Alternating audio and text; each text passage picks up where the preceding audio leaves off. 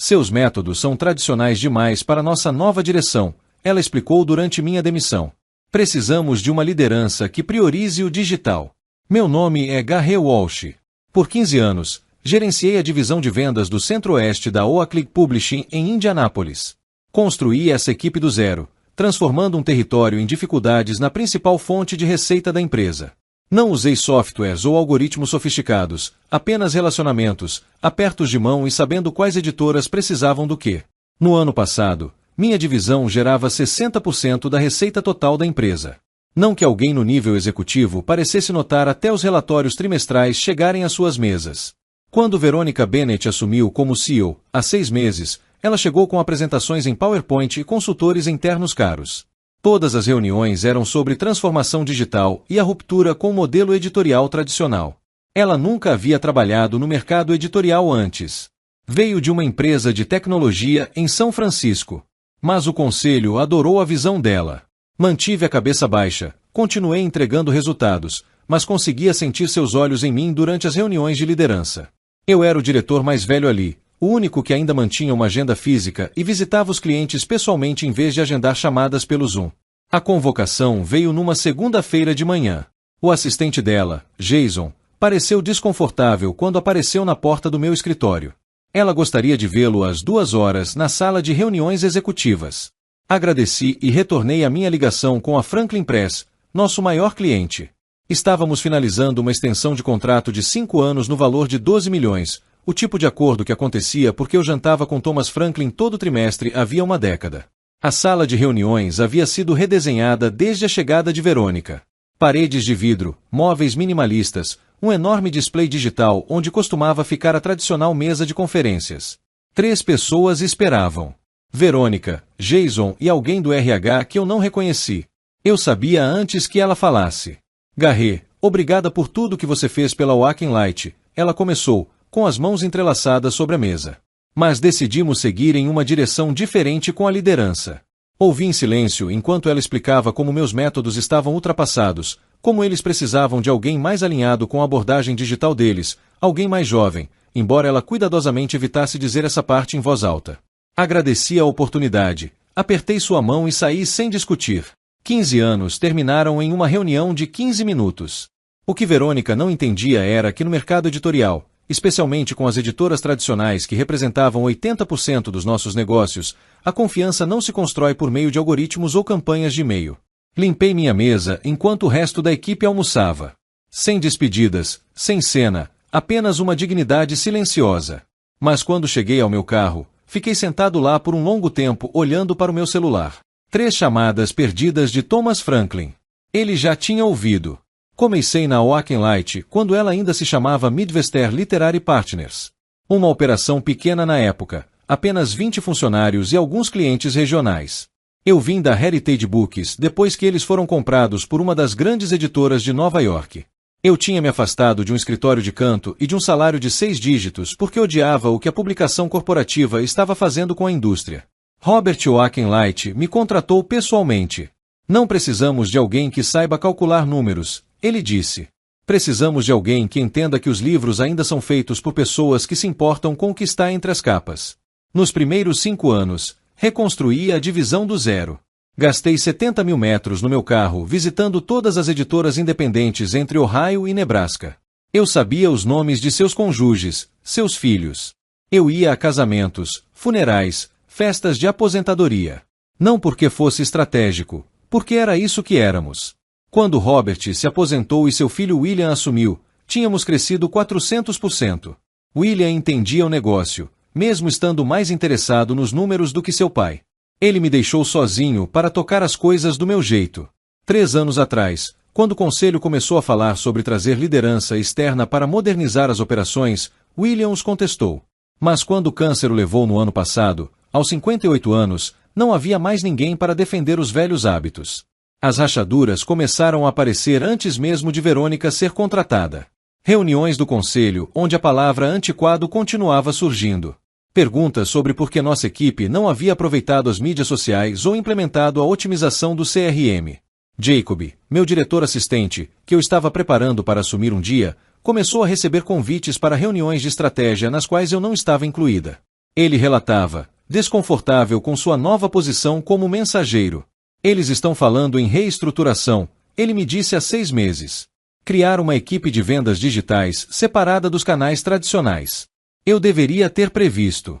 Deveria ter percebido quando contrataram 3 novos especialistas em engajamento digital e os colocaram na minha equipe sem me consultar ou quando começaram a realocar meus clientes de longa data para nova equipe sem explicação. Thomas Franklin me ligou pessoalmente quando tiraram a conta dele de mim. Um garoto me ligou hoje. Ele me disse que era meu novo gerente de contas. Disse que estavam simplificando a interface com o cliente ou algo assim. O que está acontecendo aí, Garrett? Só uma reorganização. Eu disse a ele. Nada com que se preocupar. Mas eu estava preocupado. Eu simplesmente não sabia como lutar uma batalha quando não entendia as armas que estavam sendo usadas contra mim. No dia seguinte à minha demissão, sentei-me em meu escritório em casa, olhando para o meu celular.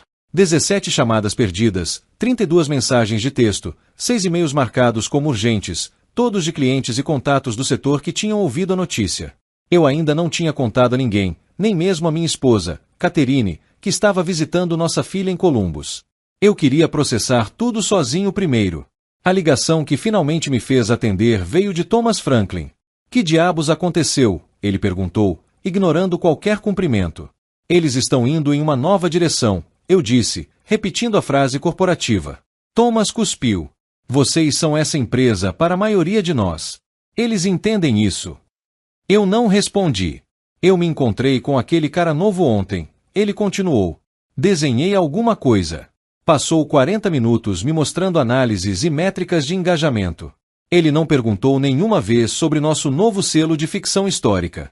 Aquele que eu disse que seria decisivo para nós este ano.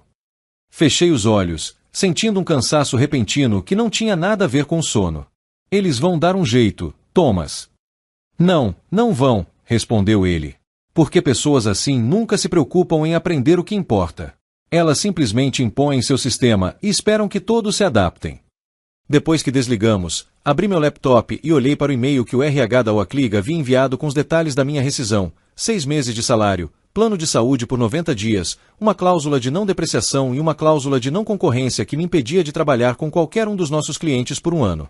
Quase ri. Eles achavam que poderiam legalmente impedir que relacionamentos de décadas continuassem com um único documento. Meu telefone vibrou novamente. Elananar Jenkins, da Riverstone Press, desta vez. Outro cliente importante. Outra amizade construída ao longo de anos de confiança. Eu soube o que aconteceu, disse ela quando atendi. A perda é deles. Quando estiver pronto para conversar sobre o que vem a seguir, me ligue.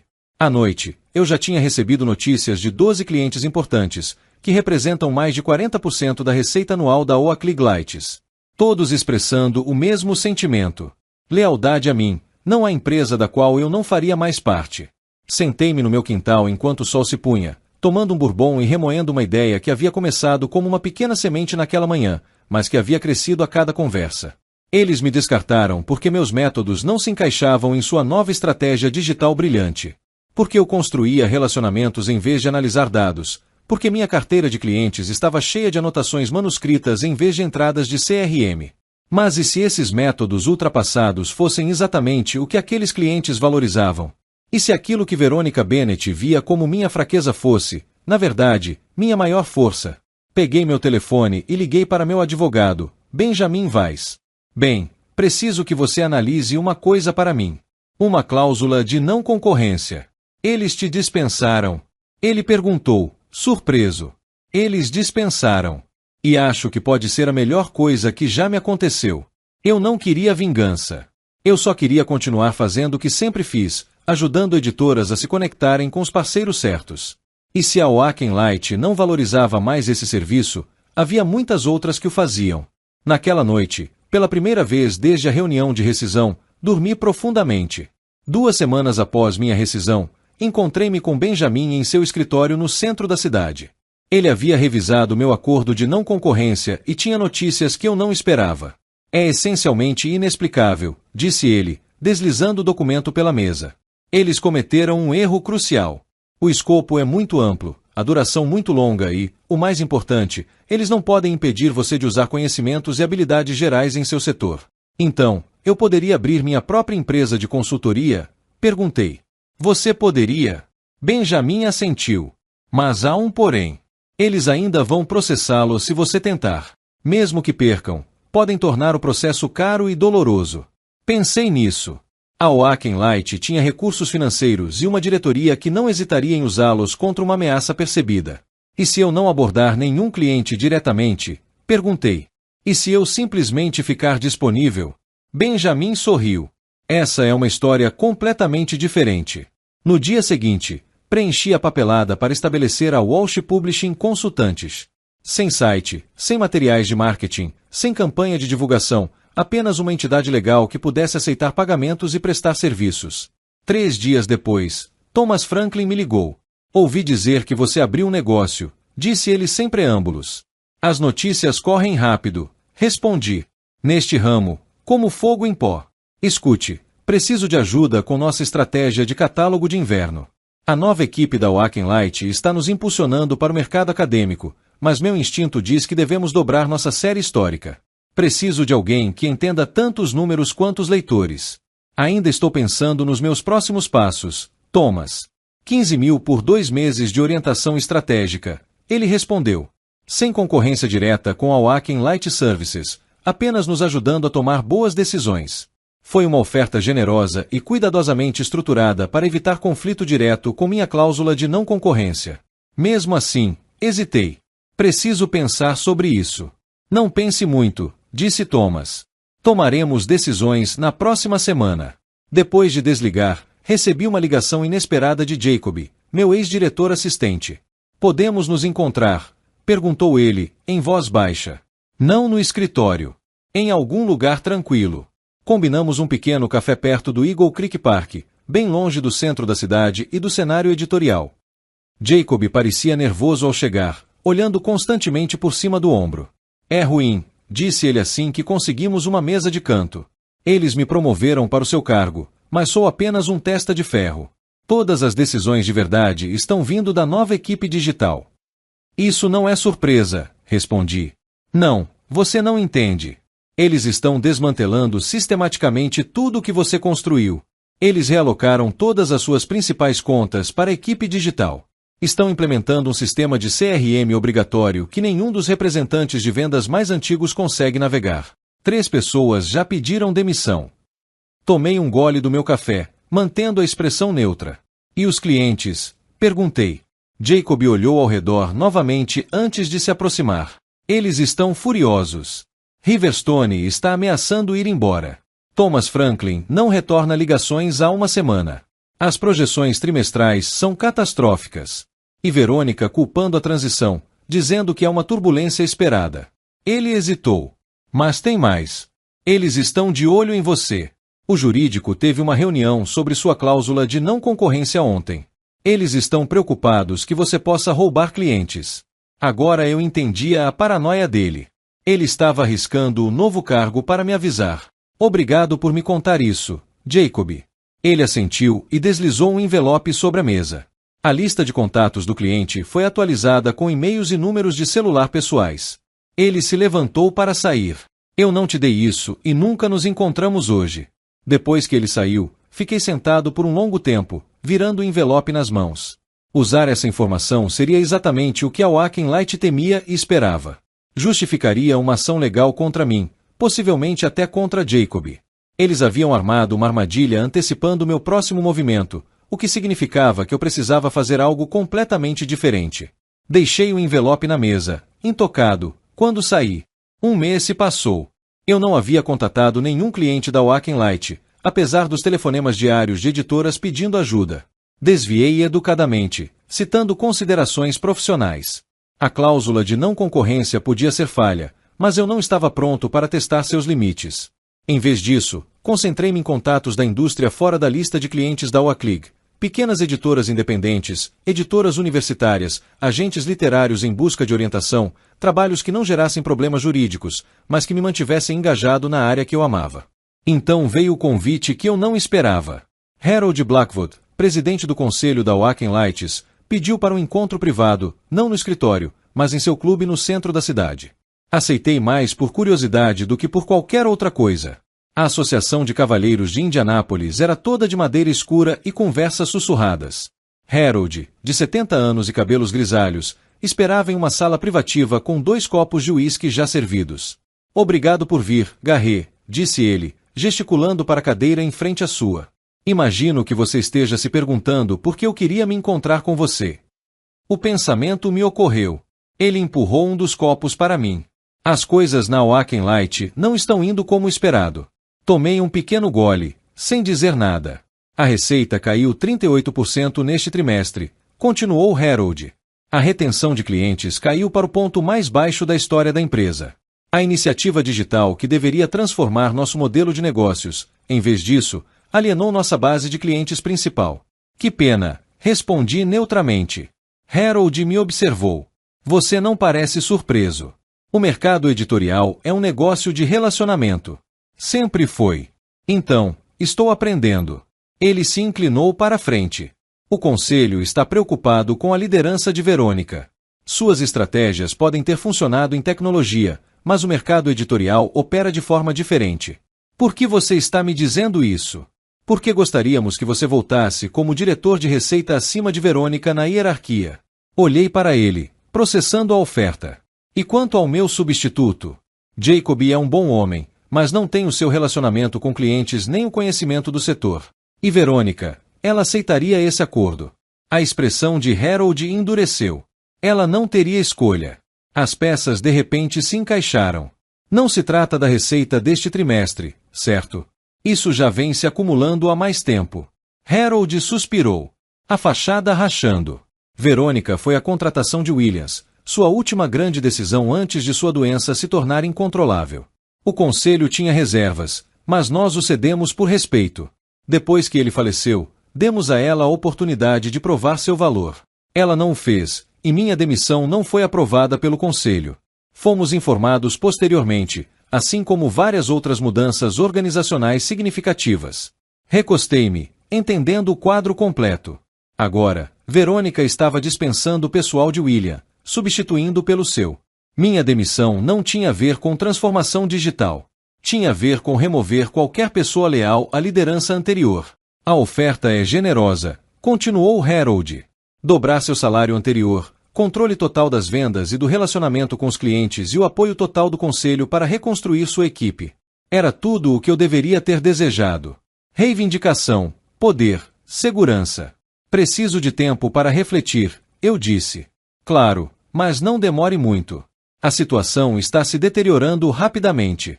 No caminho para casa, fiquei pensando na conversa. O conselho não tinha apenas percebido que tinha cometido um erro com a minha demissão. Sabiam que era errado desde o início, mas não tiveram coragem de impedir. Agora que estava afetando seus resultados financeiros, de repente me queriam de volta. E havia algo mais, algo que Harold não tinha dito explicitamente, mas que eu tinha entendido mesmo assim. Queriam que eu fosse o homem da machadinha, que voltasse e desmantelasse tudo que Verônica havia construído e, eventualmente, a própria Verônica. Não me queriam pelas minhas habilidades de relacionamento. Queriam-me pela minha lista de clientes e pela lealdade que a acompanhava. A constatação não me deixou com raiva. Me deu certeza do que eu precisava fazer em seguida. Recusei a oferta de Harold na manhã seguinte com um breve e educado e-mail. Sua resposta chegou em minutos, uma oferta para aumentar ainda mais o pacote de remuneração. Não respondi. Em vez disso, fiz 3 ligações.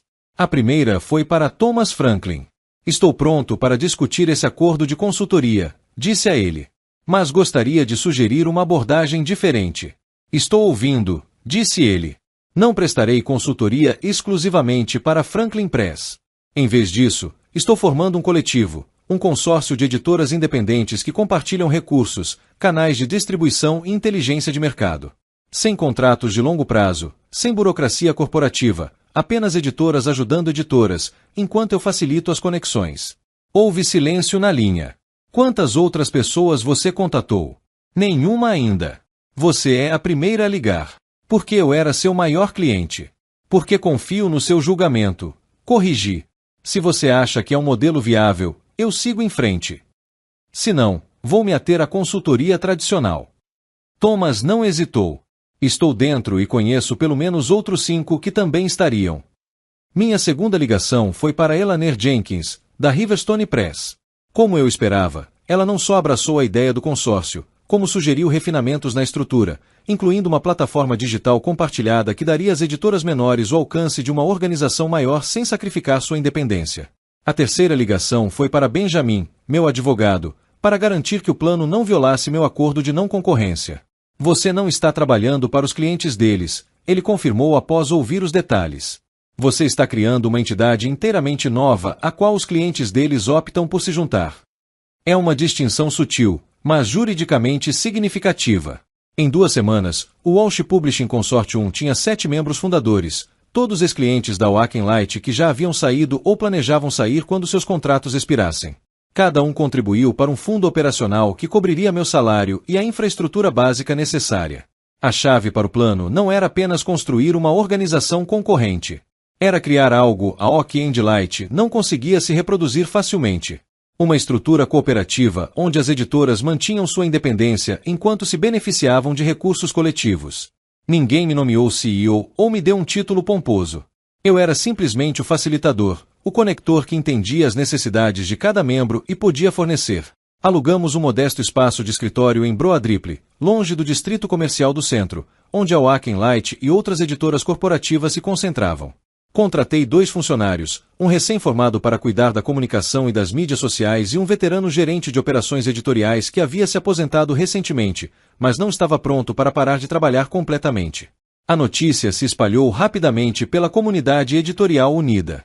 Ao final do primeiro mês, mais 3 editoras se juntaram ao consórcio.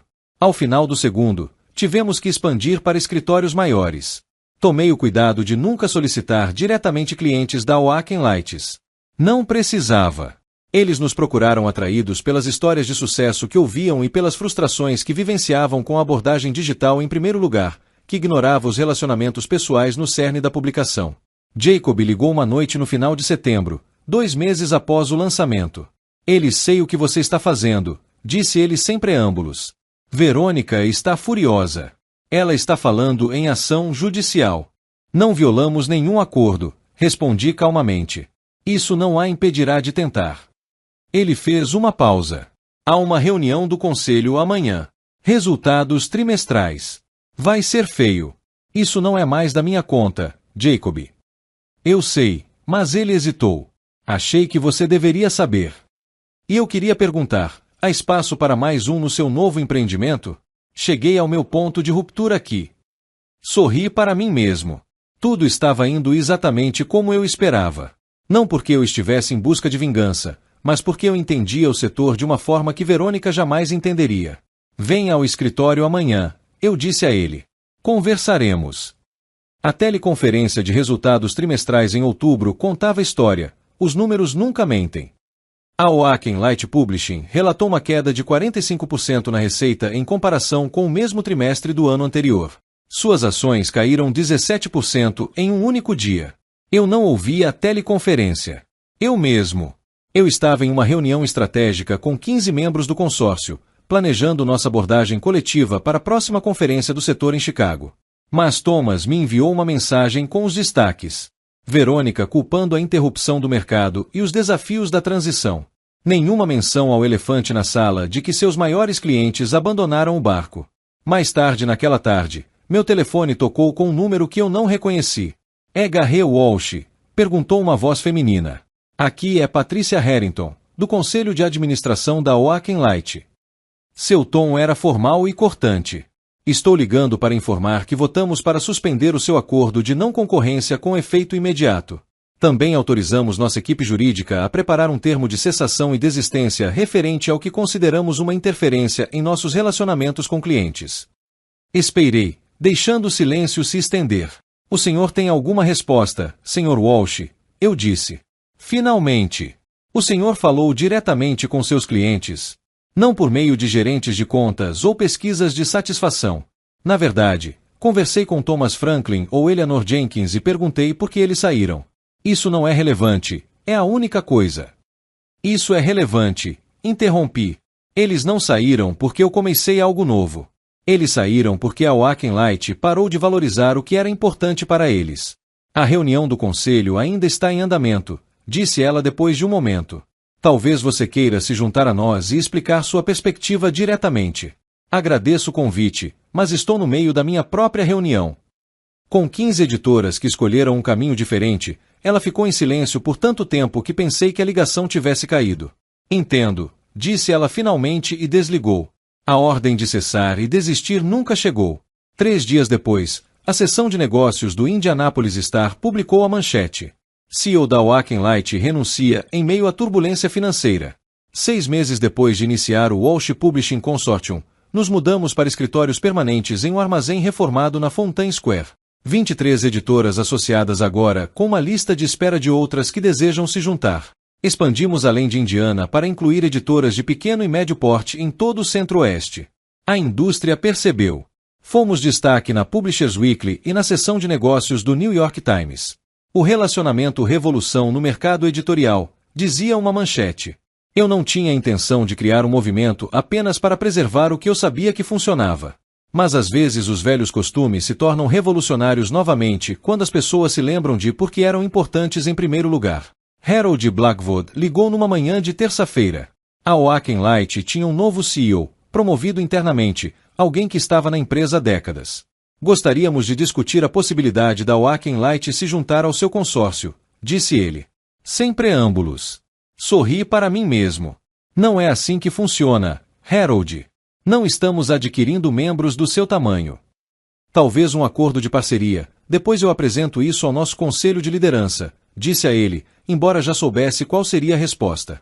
Os editores que se juntaram a nós fizeram isso justamente para escapar da abordagem corporativa que a Oaken Light representava. Depois de desligar, caminhei pelo nosso escritório aberto. Nada de suíte executiva para mim, apenas uma mesa entre as outras, onde eu poderia participar das conversas diárias que nos mantinham conectados ao que importava. Jacob ergueu os olhos da sua estação de trabalho. Tudo bem? Ótimo. Assenti. A Oaken Light quer se juntar ao consórcio. Ele riu. Que ciclo completo. Mais tarde naquela tarde, dirigi até o Eagle Creek Park e sentei-me à beira da água, o mesmo lugar onde eu costumava vir e pensar quando os problemas na Oaken Light pareciam avassaladores. Mas hoje, não havia problemas para resolver. Apenas uma satisfação silenciosa em saber que o que eu havia construído duraria. Não porque fosse revolucionário ou disruptivo, mas porque foi construído sobre algo que nunca muda de verdade. Pessoas confiando em pessoas que merecem. Às vezes, ser demitido é a melhor coisa que pode acontecer. Acontecer com você. Não porque leve a vingança, mas porque te força a construir algo mais autêntico do que aquilo que você deixou para trás.